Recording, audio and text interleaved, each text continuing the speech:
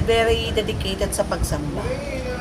Maraming salamat po sa inyong tanong at natitiyak po namin na ito rin ang ipinagtataka po at itinatanong ng mga nagmamasid o nagsusuri po sa Iglesia ni Cristo. Bakit nga ba napakataas ng pagpapahalaga ng mga Iglesia ni Cristo sa gawang pagsamba po sa ating Panginoon Diyos? Sino po ba ang may utos nito?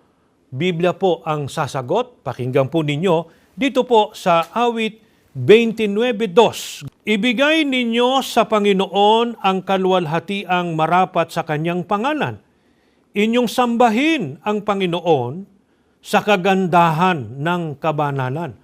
Mga kababayan, maliwanag po ang mga pahayag na ito ng Biblia.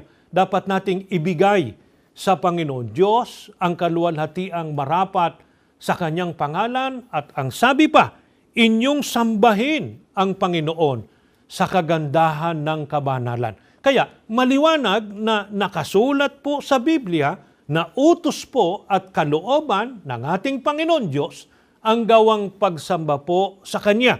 Kaya dapat lamang po na ito ay ating tuparin at bigyan ng mataas na pagpapahalaga o importansya.